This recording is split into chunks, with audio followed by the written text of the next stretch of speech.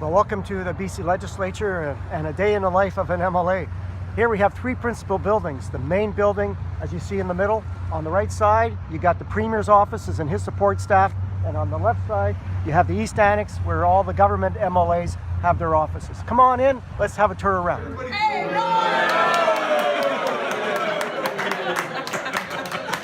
All right, so welcome to caucus. This is 40 people that are really dedicated to British Columbia. Our job is to make sure that the government of the day is held to account. Make sure the legislation they bring in, the budget they bring in, is in the best interest of British Columbians. So this is a wonderful team. It's a privilege to work with them, a privilege to work with Andrew Wilkinson, our leader, and the leadership team at the front. And what we're going to do now is we're going to actually get prepared for question period, so we know who's asking what questions in what order and how they come out. And then we're going to spend probably another hour and a half discussing the priorities that our constituents have sent us here to fight for. So let's go and let's talk about that some more. Thank you, folks. See you later. Well, welcome to the chamber. This is where a lot of the action happens. Most people, when they see clips on TV, will actually see clips of what's going on right here in the chamber through question period. It's a little bit of a drama where the opposition, who sits on this side of the House, and it's all BC Liberals, get to ask the government, who sits on this side of the House, and right now it's all NDP, questions. Also on this side we have the Green Party that sits with the government on the government side.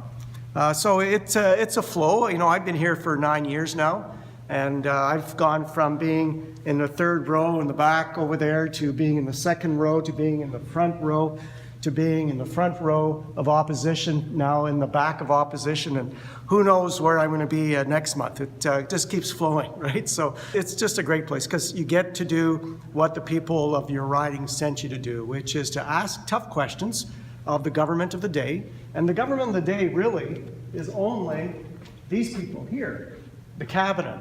The cabinet make up government.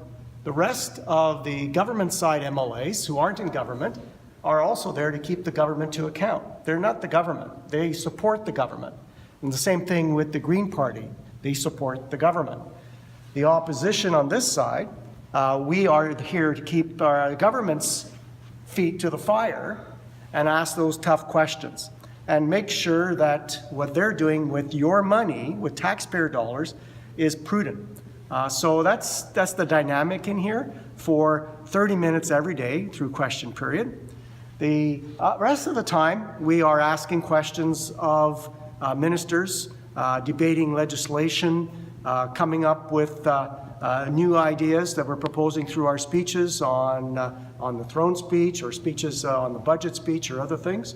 But the rest of the time, it's more of a congenial atmosphere as opposed to a question period, which you probably see a clip right now of what goes on in here during that period. The speaker gets to sit in the big chair, more like a referee, keep everybody under control because it can get really passionate in here. And there's a reason why the separation happens. It used to be at 2 sword lengths because in the good old days, sometimes those passions would boil over.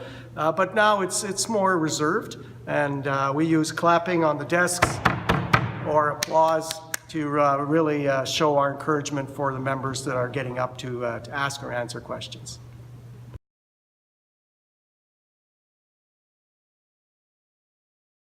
Over the past 2 years, the BC Liberals have announced a number of buy local grants for BC agricultural businesses. The announcements are made with great fanfare and photo ops.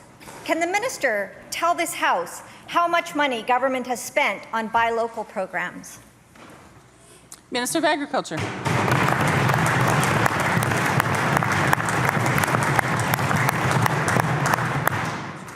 Thank you, Honourable Speaker. The Buy Local program is part of the huge success of agriculture in British Columbia.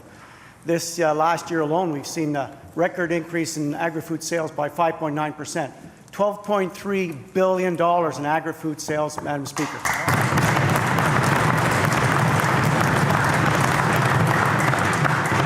That $12.3 billion, majority of which is right here in British Columbia and across our country.